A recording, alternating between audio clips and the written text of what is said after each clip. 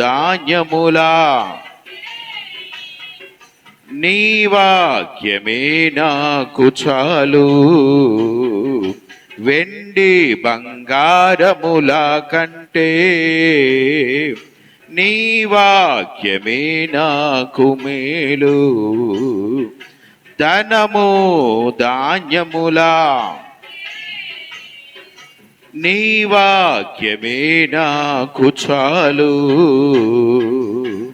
హల్లెలూయా, హల్లెలూయా, హల్లెలూయా. అందరికీ వందనాలండి చెప్పాలి. వందనాలకు వందనాలు, నమస్కారానికి నమస్కారం, సంస్కారం అన్నారు కదా. దేవునికి స్తోత్రం. హల్లెలూయా. అందరూ బాగున్నారు కదండి? ఓకే. దేవుని బిడ్డలారా, మరి ఈ దినానికి ఒక ప్రాముఖ్యత ఉంది. ఏంటి చెప్పండి? Father's day. అయితే మనం ఫాదర్స్ డే గురించి చెప్పుకోం. అయితే ఫాదర్స్ డే గురించి ఏమండి, నా వాక్యం అయిపోయిన తర్వాత 10 నిమిషాలు మన ప్రకాష్ గారు మనతో మాట్లాడతారు. దేవుని బిడ్డలారా, మరి ఈ దినాన్ని ఏ వాక్యం చెప్దామా అనుకున్నప్పుడు రాత్రికాల సమయంలో ఎజ్రా గ్రంథములో ఒక వాక్య భాగాన్ని దేవుడు చూపించాడు. ఆ మాటలు మనం ధ్యానం చేద్దాం. పరిశుద్ధ గ్రంథం నుండి ఎజ్రా గ్రంథము 10వ అధ్యాయము 11వ వచనం నేను చదువుతాను. అందరూ కూడా పరిశుద్ధ గ్రంథాలు తెరిచి దేవుని వాక్యాన్ని చూడాలని మనం చేస్తూ ఉన్నాను. ఎజ్రా గ్రంథం 400 పేజీ అండి. పాత నిబంధనలో పేజీ నంబర్ 400.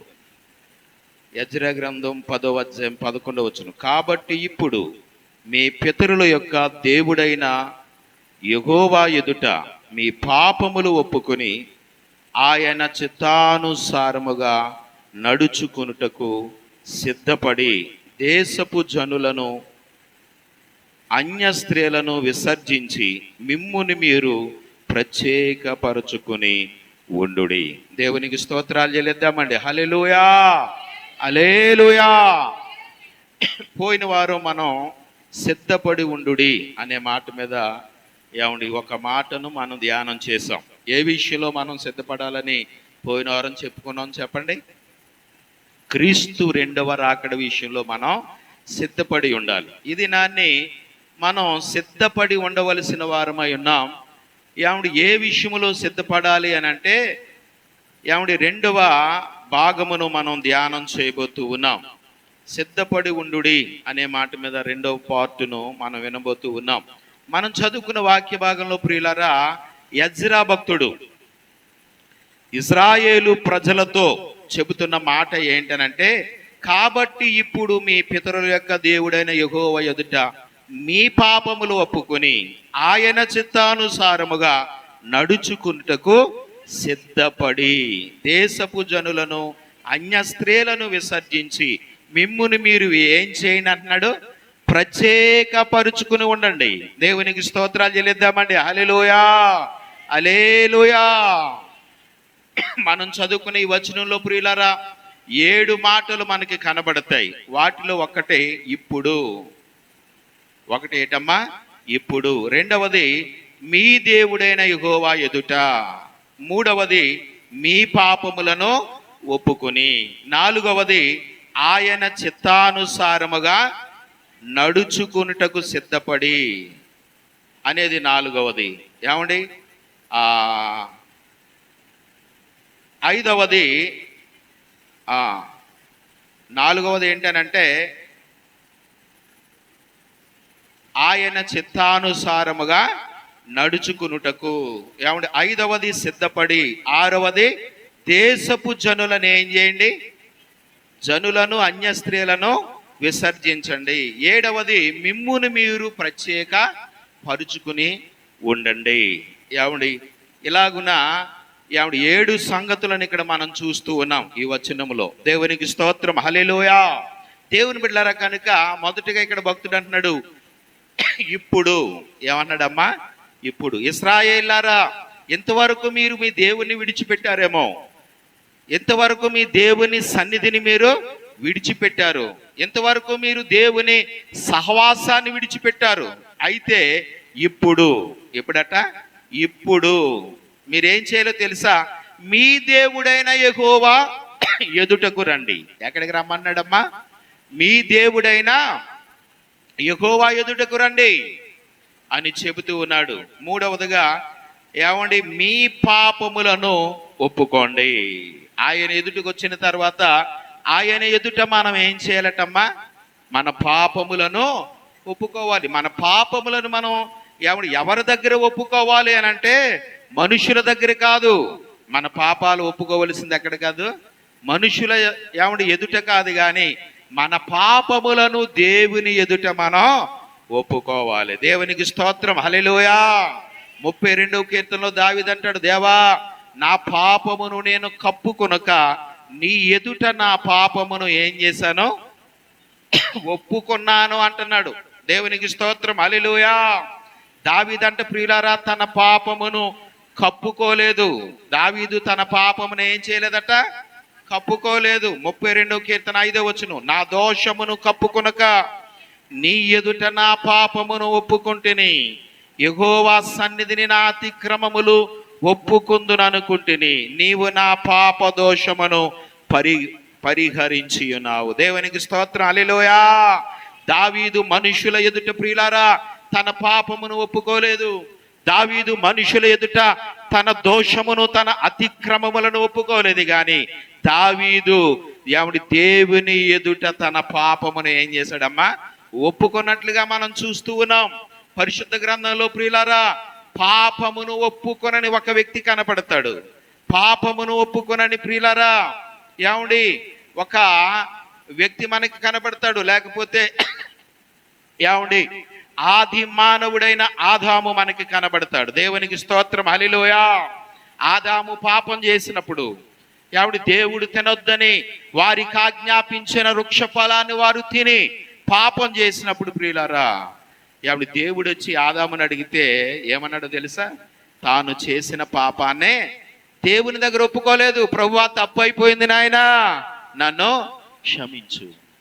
ప్రభువా నీవు తినొద్దని మాకు ఆజ్ఞాపించిన వృక్ష ఫలాన్ని మేము తిన్నాం, నీ ఆజ్ఞను అతిక్రమించాం. తండ్రి తప్పు అయిపోయింది, మమ్మను క్షమించు నాయనా అని ఆదాము దేవుని ఎదుట ఒప్పుకున్నట్లయితే దేవుడు ఆదాముని ఏం చేసినమ్మా? క్షమించి ఉండేవాడు. ఆదాము తాను చేసిన పాపమును దేవుని ఎదుట ఒప్పుకోలేదు గనుక దేవుని శాపమునకు ఆదాము ఏం చేశాడమ్మా? గురైనట్లుగా దేవుని వాక్యం మనకు తెలియజేస్తుంది. అయితే దావీదు అలా కాదు. దావీదు పరిశుద్ధుడు కాదు, నీతిమంతుడు కాదు. దావీదు వ్యభిచారనుంది వాక్యంలో. దావీదు ఎవరట? దేవునికి స్తోత్రం, హల్లెలూయా. సైన్యం అంతా యుద్ధానికి వెళ్తే దావీదు ఒక్కడో ఇంటికాడ ఉండిపోయాడట. సైన్యం అంతా యుద్ధానికి వెళ్తే రాజుగారు ఎక్కడ ఉండిపోయాడు? అసలు రాజుగారు కూడా ఎక్కడికి వెళ్ళాలి? యుద్ధానికి వెళ్ళాలి.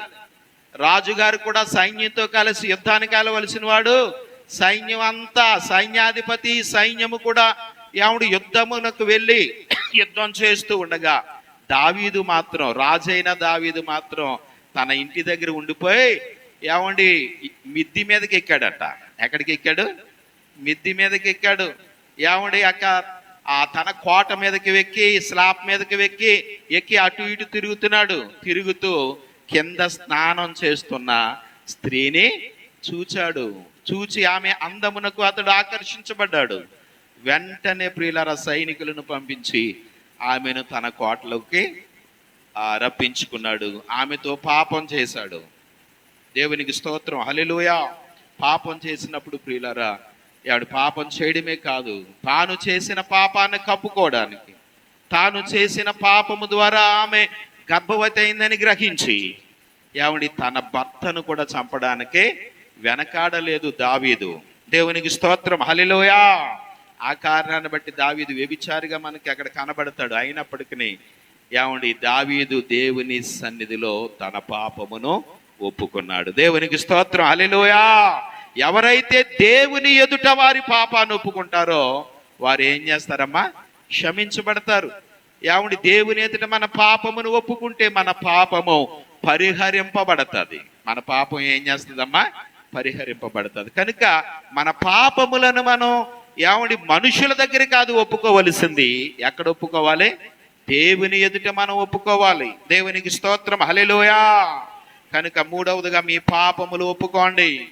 మీరు దేవుని ఎదుట మీ పాపాలు ఒప్పుకోండి అని ఎజ్రా చెబుతూ ఉన్నాడు ప్రియులారా ఇశ్రాయేలులతో. అంత మాత్రమే కాదు, నాలుగవదిగా ఆయన చిత్తానుసారముగా నడుచుకునుటకు. మనం ఎలాగ నడుచుకోవాలట? మన ఇష్టానుసారంగా కాదు మనం నడుచుకోవలసింది. చాలా సార్లు మనం ఎలా నడుచుకుంటాము అని అంటే మన ఇష్టానుసారంగా. ఎలాగ చెప్పండి? మన ఇష్టానుసారంగా మనం నడుచుకుంటాం, కానీ దేవుని చిత్తానుసారంగా నడుచుకోం ప్రియులారా. కనుక మనం సిద్ధపడి ఉండాలి. మనం ఎలా ఉండాలట? సిద్ధపడి ఉండాలి. ఎలాగున సిద్ధపడాలి అని అంటే రెండో విషయం ఏమండి, ఆయన చిత్తానుసారముగా నడుచుకోవడానికి మనం ఏం చేయాలట? సిద్ధపడి ఉండాలి. ఆయన చిత్తానుసారంగా లేక దేవుని చిత్తానుసారంగా మనం ఏం చేయాలటమ్మా? నడుచుకోవడానికే సిద్ధపడి ఉండాలి. దేవునికి స్తోత్రం, హల్లెలూయా. దేవుని చిత్తానుసారంగా నడుచుకోవడానికి మనం సిద్ధపడాలి అని అంటే మొట్టమొదటిగా దేవుని చిత్తమేంటో మనం తెలుసుకోవాలి. మొదటిగా మనం ఏం చేయాలి? దేవుని చిత్తమేంటో తెలుసుకుంటేనే కదా ఆయన చిత్తానుసారంగా నడుచుకోవడానికి సిద్ధపడతాం కదా. కనుక దేవుని చిత్తం ఏంటి అని అంటే దేవుని వాక్యలో కొన్ని వాక్య భాగాలు ఉన్నాయి, వాటిని మనం చూద్దాం. 1 యోహాను పత్రిక 2వ అధ్యాయం 17వ వచనంలో అంటాడు, దేవుని చిత్తమును జరిగించువాడు నిరంతరము నిలుచును అంటాడు. 1 యోహాను పత్రిక 2వ అధ్యాయం 17వ వచనం, లోకమును దాని ఆశయు గతించిపోవును గాని దేవుని చిత్తమును జరిగించువాడు నిరంతరమును నిలుచును. చాలండి. లోకమును దాని ఆశయు ఏమవుతాయంటమ్మా? గతించిపోతాయి. కానీ దేవుని చిత్తమును జరిగించువాడు ఎంతవరకు నిలిచి ఉంటాడట? నిరంతరము నిలిచి ఉంటాడు. దేవునికి స్తోత్రం, హల్లెలూయా. అయితే దేవుని చిత్తం ఏంటి? మన పట్ల దేవుని చిత్తం ఏంటి? మన పట్ల దేవుని ప్రణాళిక ఏంటి? మన పట్ల దేవునికి ఉన్న ఆలోచన ఏంటి అని అంటే దేవుని వాక్యం చెప్తుంది. 1 యోహాను పత్రిక 2వ అధ్యాయం, 1 పేతురు పత్రిక 2వ అధ్యాయం 15వ వచనంలో చక్కటి మాట ఉంది. చదవండి అమ్మా. యాలయనగా మీరిట్లు ఏ ప్రవక్తనమ్మా? యుక్త ప్రవక్తన గలవారై అజ్ఞానముగా మాటలాడు మూర్ఖుల నోరు మూయించుట దేవుని చిత్తము. ఇక్కడ భక్తుడు అంటాడు చక్కటి మాట, యాలయనగా మీరిట్లు యుక్త ప్రవక్తన గలవారై. ఏ ప్రవక్తన అంటమ్మా? యుక్త ప్రవక్తన అన్న దగ్గర 2 అంకె ఉంది కదా, కింద రాశారు. యుక్త ప్రవక్తన అనగా ఏటట?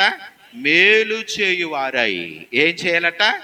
మేలు చేయాలి. పుట్నోట్లో రాయడం జరిగింది. కనుక మీరిట్లు యుక్త ప్రవక్తన గలవారై లేక మంచి ప్రవక్తన గలవారై అజ్ఞానముగా మాటలాడు మూర్ఖుల నోరు మూయుట. ఎవరి నోరట? ఎవరైతే అజ్ఞానంగా మనలను గూర్చి మాట్లాడుతున్నారో అలాంటి మూర్ఖుల నోరును మూయుట లేక మూయించుట అనేది దేవునికి మన పట్ల ఉన్న చిత్తము. దేవునికి స్తోత్రం, హల్లెలూయా. అంత మాత్రమే కాదు, దేవుడికి మన పట్ల ఉన్న చిత్తం ఏంటి, దేవునికి మన పట్ల ఉన్న ప్రణాళిక ఏంటి అని అంటే ఏమండి 1 తెస్సలోనికీయుల పత్రిక 4వ అధ్యాయం 3వ వచనంలో కూడా ఒక మాట ఉంది. 1 తెస్సలోనికీయులు 4:3, మీరు పరిశుద్ధులగుటయే అనగా మీరు జారత్వమునకు దూరముగా ఉండుటయే దేవుని చిత్తము. ఇక్కడ భక్తుడు అంటున్నాడు రెండవదిగా మీరు పరిశుద్ధులగుటయే. మనం ఏమవ్వాలట? పరిశుద్ధులం అవ్వాలా, అపవిత్రులం అవ్వాలా? మనం పరిశుద్ధులము ఏముడి అగుటయే అనగా మీరు జారత్వమునకు దూరముగా ఉండుటయే. దేనికటండి? జారత్వమునకు దూరముగా ఉండుటయే. జారత్వము అనగా పెళ్లి కాకముందు చేసేది, వ్యభిచారం అనగా పెళ్ళయ్యాక చేసేదన్నమాట. కనుక మనము జారత్వమునకు దూరముగా ఉండుటయే ఎవరి చిత్తమంట? దేవునికి మన పట్ల ఉన్న ప్రణాళిక, దేవునికి మన పట్ల ఉన్న చిత్తం. ప్రియులారా, దేవునికి స్తోత్రం, హల్లెలూయా. ఇది రెండవ విషయం. మూడవదిగా చూస్తే ఇదే అధ్యాయంలో 5వ వచనంలో ఒక మాట ఉంది. అవునమ్మా, 4 నుంచి చదవండమ్మా. 4 నుంచి, మీలో ప్రతివాడును దేవుని ఎరుగని అన్యజనుల వలె కామాభిలాషయందు కాక పరిశుద్ధత యందును ఘనత యందును తన తన ఘటమును ఎట్లు కాపాడుకొనవలనో అది ఎరిగి ఉండుటయే దేవుని చిత్తం. ఇక్కడ భక్తుడు అంటాడు, మీలో ప్రతివాడును, మనలో ప్రతివాడునంట దేవుని ఎరుగని అన్యజనుల వలె. ఎవరి వలెనంట? దేవునిని ఎరుగని అన్యజనుల వలె కామాభిలాషయందు కాక అంటున్నాడు. దేని యందు కాకటండి? కామాభిలాషయందు కాక పరిశుద్ధత యందును ఘనత యందును తన తన ఘటమును ఎట్లు కాపాడుకునవలెనో అది ఎరిగి ఉండుటయే దేవుని చిత్తం. దేవునికి స్తోత్రాలు చెల్లిద్దామండి. హల్లెలూయా.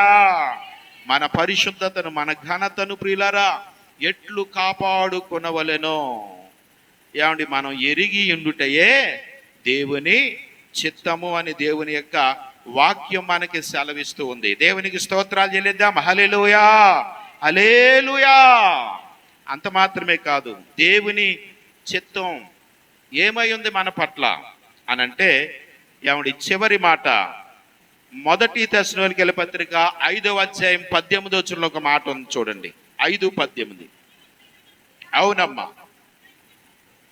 16 నుంచి, ప్రతి విషయమందును కృతజ్ఞతాస్తుతులు చెల్లించుడి, ఎలాగూ చేయుట యేసుక్రీస్తునందు మీ విషయములో దేవుని చిత్తము. ఇక్కడ భక్తుడు అన్నాడు, ప్రియులారా, ప్రతి విషయమందును కృతజ్ఞతాస్తుతులు చెల్లించుడి.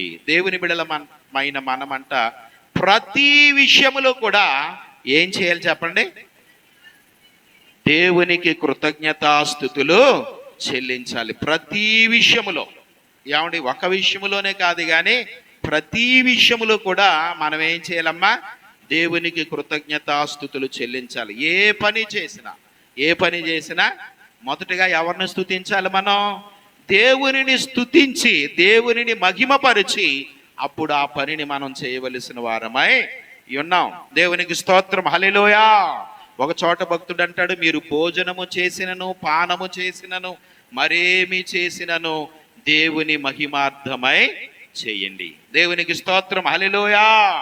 భోజనం చేసేటప్పుడు కూడా దేవుణ్ణి స్తుతించాలి. భోజనం చేసేటప్పుడు కూడా ఏం చేయాలండి? దేవుణ్ణి స్తుతించాలి. కొంతమంది ఉంటారండి, భోజనం చేసినప్పుడు ప్రార్థన చేసుకోకుండా తినేసి వాళ్ళు ఉంటారు. అమ్మా, ప్రభువా ఇది నాన్ని చక్కటి ఆహారాన్ని మీరు మాకు ఇచ్చారు, నీకు స్తోత్రం నాయనా. ఈ ఆహారం లేకుండా ఎంతమంది అయితే ఉన్నారో వారికి కూడా ఇలాంటి ఆహారాన్ని దయచేయండి నాయన.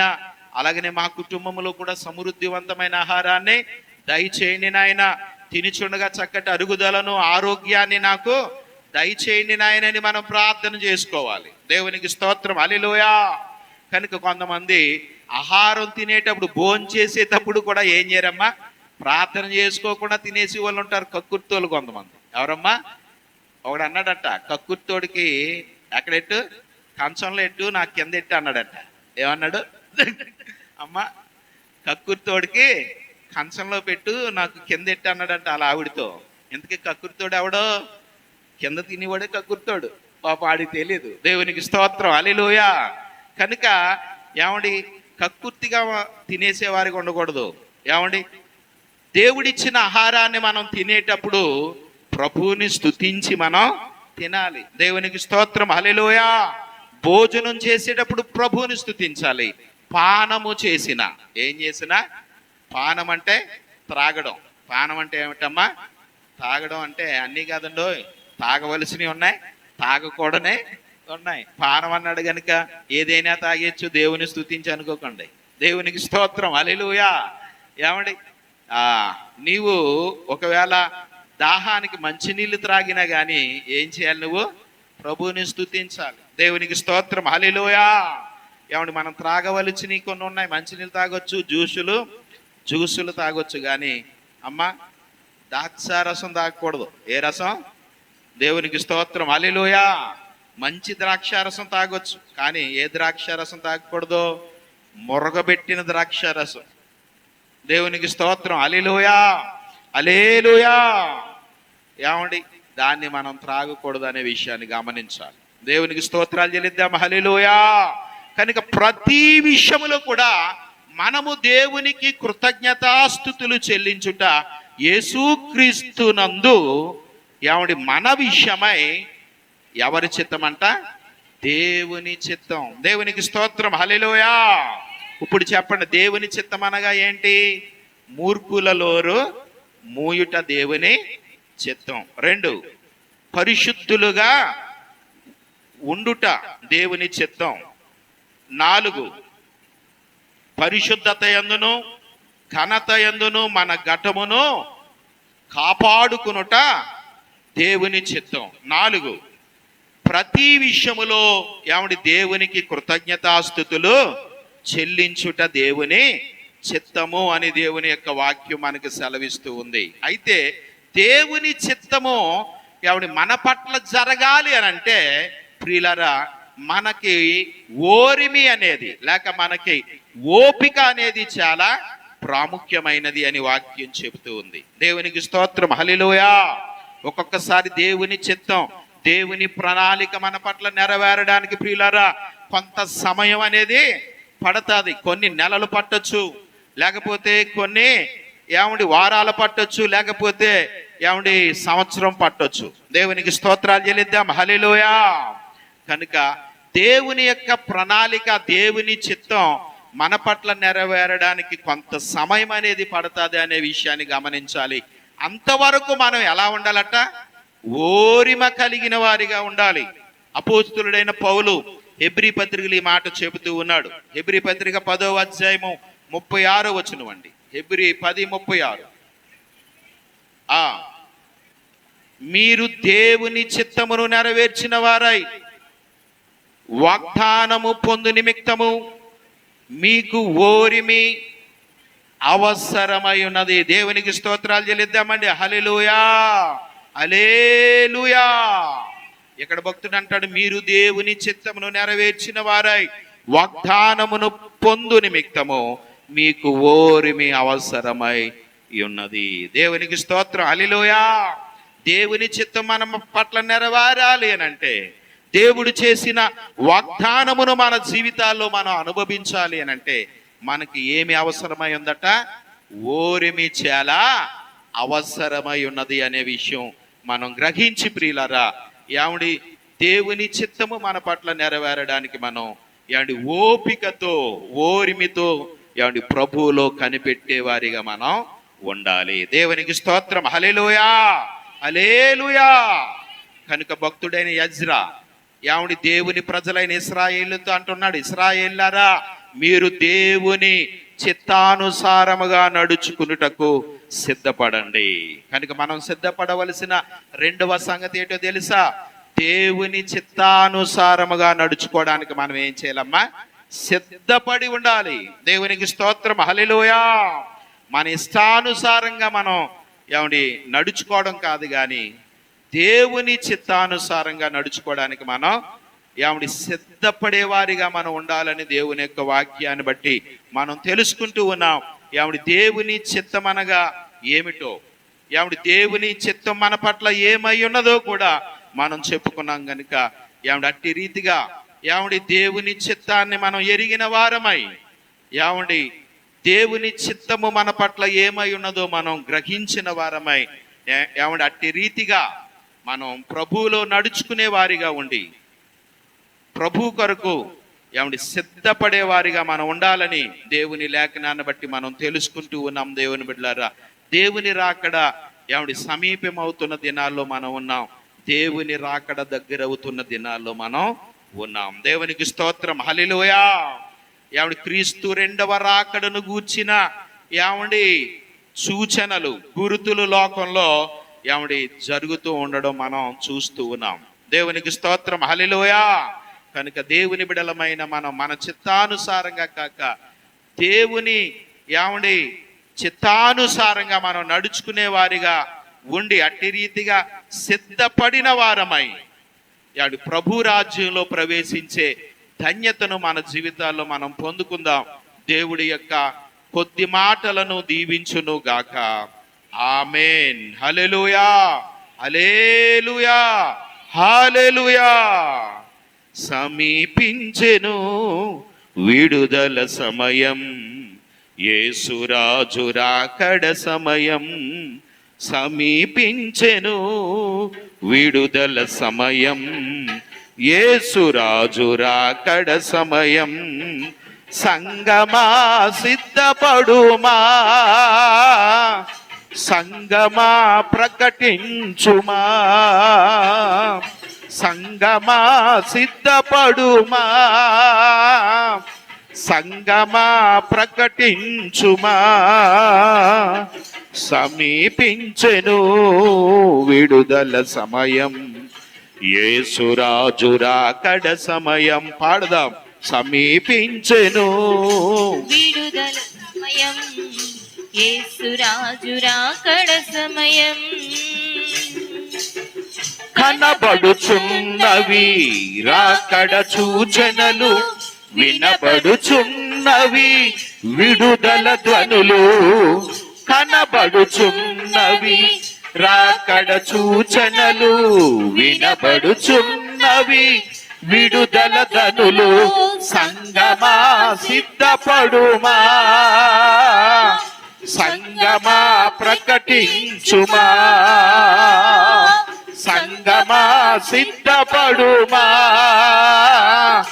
సంగమా ప్రకటించుమా. సమీపించెను విడుదల సమయం, యేసు రాజు రాకడ సమయం. సమీపించెను విడుదల సమయం, యేసు రాజు రాకడ సమయం. విప్పబడుచున్నవి కడవరి ముద్రలు, పోయబడుచున్నవి 7 పాత్రలు. విప్పబడుచున్నవి కడవరి ముద్రలు, పోయబడుచున్నవి 7 పాత్రలు. సంగమా సిద్ధపడుమా, స్తోత్రం. పాడదాం. సంగమా ప్రకటించుమా. సంగమా సిద్ధపడుమా, సంగమా ప్రకటించుమా. సమీపించెను విడుదల సమయం, యేసు రాజు రాకడ సమయం. సమీపించెను విడుదల సమయం, యేసు రాజు రాకడ సమయం. సంభవించుచున్నవి వరదలు కరువులు, కలగించుచున్నవి జనముతో జనములు. సంభవించుచున్నవి వరదలు కరువులు, కలగించుచున్నవి జనముతో జనములు. సంగమా సిద్ధపడుమా, సంగమా ప్రకటించుమా. సంగమా సిద్ధపడుమా, సంగమా ప్రకటించుమా. సమీపించెను విడుదల సమయం, యేసు రాజు రాకడ సమయం. సమీపించెను విడుదల సమయం, యేసు రాజు రాకడ సమయం. గర్జించుచున్నది యూదా సింహము, సంధించనున్నది ప్రియుని సంగము. గర్జించుచున్నది యూదా సింహము, సంధించనున్నది ప్రియుని సంగము. సంగమా సిద్ధపడుమా, సంగమా ప్రకటించుమా. సంగమా సిద్ధపడుమా, సంగమా ప్రకటించుమా, సమీపించెను విడుదల సమయం, యేసురాజు రాకడ సమయం. సమీపించెను విడుదల సమయం, యేసురాజు రాకడ సమయం. సంగమా సిద్ధపడుమా, సంగమా ప్రకటించుమా, సంగమా సిద్ధపడుమా, సంగమా ప్రకటించుమా, సంగమా సిద్ధపడుమా, సంగమా ప్రకటించుమా, సంగమా సిద్ధపడుమా, సంగమా ప్రకటించుమా, సంగమా సిద్ధపడుమా, సంగమా ప్రకటించుమా. హల్లెలూయా, హల్లెలూయా, హల్లెలూయా. ప్రార్థన చేద్దాం. ఈ సమయం చిన్న ప్రార్థన చేసుకుందామండి. పరిశుద్ధుడా పరమ తండ్రి, నీ పరిశుద్ధ నామమును బట్టి నాయన నీకు స్తుతులు స్తోత్రాలు చెల్లిస్తూ ఉన్నాం. ఇదిగో ప్రభువా, ఇంతవరకు జరిగిన యొక్క నాయన పునరుత్థాన ఆరాధనలో మీరు మా మధ్య నుండి నీ ఆత్మ ద్వారా నడిపించారు, నీకు స్తోత్రాలు. ఇదిగో ప్రభువా, ఇంతవరకు నీ వాక్యములో నుండి మీరు మాతో మాట్లాడారు, నీకు స్తోత్రం. ఇదిగో నాయన తని నీ చిత్తానుసారంగా మేము నడుచుకున్నటకు సిద్ధపడాలని నీ వాక్యాన్ని బట్టి తెలియచేశారు, నీకు స్తోత్రాలు ప్రభువా. నాయన నీ చిత్తము మా పట్ల ఏమై ఉన్నదో దాన్ని గ్రహించి నీ చిత్తానుసారంగా నాయన ఈ లోకంలో మేము నడుచుకునే నాయన కృపను మీరు మాకు అనుగ్రహించండి. నా పరమ తండ్రి నీకు వందనాలు. నేను ఇంతవరకు చెప్పబడిన వాక్యమును నీ బిడల హృదయములో భద్రపరచండి. ఈ దినమున నీ సన్నిధికి వచ్చిన ప్రతి బిడను ప్రత్యేకంగా మీరు దీవించండి, ఆశీర్వదించండి నాయన. ఎవరు ఏ విధమైన అవసరతలతో, ఎవరు ఏ విధమైన సమస్యలతో ప్రభువా నీ సన్నిధికి వచ్చారో నీకు తెలుసు గనుక నీ బిడలను దర్శించండి. నీ బిడలకు కలిగిన సమస్యలన్నిటి నుండి నీ బిడలను విడిపించండి. బలహీనులను బలపరచండి, రోగులను స్వస్థపరచండి. రుణబాధల చేత బాధపడుతున్న బిడలను, వారికి కలిగిన ప్రతి విధమైన రుణముల నుండి వారిని విడిపించండి. మా తండ్రి నీకు స్తోత్రాలు. అలాగనే అందరైతే లైవ్ ద్వారా ఈ కార్యక్రమమును వీక్షించారు నీ బిడలందరినీ దీవించండి. నీ బిడలు కూడా నీ చిత్తమును గ్రహించిన వారై ప్రభువా నీ చిత్తానుసారముగా నాయన నడుచుకునడానికి ప్రభువా, నడుచుకుంటూ ప్రభువా నాయన నీ కొరకు సిద్ధపడి ఉండడానికి సహాయం చేయండి. మా పరమ తండ్రి నీకు వందనాలు చెల్లిస్తూ ఉన్నాను. అలాగనే ప్రభువా తండ్రి, మీరు మాకు అప్పగించిన నీ పరిచర్యను కూడా బహుగా అభివృద్ధి పరచండి, ఆశీర్వదించమని ప్రార్థన చేయించు ఉన్నాను. మా తండ్రి నీకు స్తోత్రాలు. ఇదిగో నా నీ మందిరంలో జరుగుతున్న ప్రతి కూడికను మీరు దీవించండి, ఆశీర్వదించండి. ప్రతి శుక్రవారం నాయన, అలాగని ఇదిగో నాయన తండ్రి ప్రతి నెల చివరి నాయన శనివారం ప్రభువా నాయన నీ మందిరంలో జరుగుచున్న ప్రభువా సంపూర్ణ రాత్రి ప్రార్థన కూడికను, అలాగనే ప్రతి నెల మొదటి శుక్రవారం జరుగుచున్న నా తండ్రి ఇదిగో స్వస్థత స్తుతి ఆరాధనను, నా తండ్రి ప్రతి ఆదివారం నీ మందిరంలో జరుగుచున్న పునరుత్థాన ఆరాధనలను కూడా మీరు ఘనముగా జరిపించండి. మా పరమ తండ్రి నీకు స్తోత్రం. నీ బిడ్డలందరూ కూడా ప్రతి కూటంలో పాలు పొందడానికి సహాయం చేయండి. తండ్రి నీకు వందనాలు. ఇదిగో ప్రభువా, మీరు మాకు అప్పగించిన సంఘ బిడ్డలను, వారి కుటుంబాలను సమృద్ధిగా దీవించండి. నీ బిడ్డలు చేయుచున్న ప్రతి విధమైన పని పాట్లలో, ఉద్యోగాల్లో, వ్యాపారాల్లో నాయన నానాటికి అభివృద్ధిని, ఆశీర్వాదమును దయచేయమని ప్రార్థన చేయించు ఉన్నాను. మా తండ్రి నీకు వందనాలు. ఇదిగో ప్రభువా, నీ మందిరాన్ని జ్ఞాపకం చేసుకోండి. ఇంకా నువ్వు నీ మందిరానికి ఉన్న పనులన్నీ కూడా త్వరగా జరగడానికి సహాయం చేయమని మా తండ్రి నీకు స్తోత్రాలు. ఇదిగో ప్రభువా నా తండ్రి నాయన ఈ సమయమున ఈ ఆరాధన ముగించుకుని మేము వేలు చూడగా మీరే నీ దీవెనల చేత నీ బిడలమైన మమ్ములను మెండుగా నింపి పంపించమని మా రక్షకుడైన యేసు నామమున అడుగుచున్నాను మా పరమ తండ్రి. Amen, amen. God bless you. దేవుడు మిమ్మును మీ కుటుంబములను సమృద్ధిగా దీవించును గాక. ఆమేన్. ఇంకా అవ్వలేదు, కానుకలు పాట కూడా ఉంది కనుక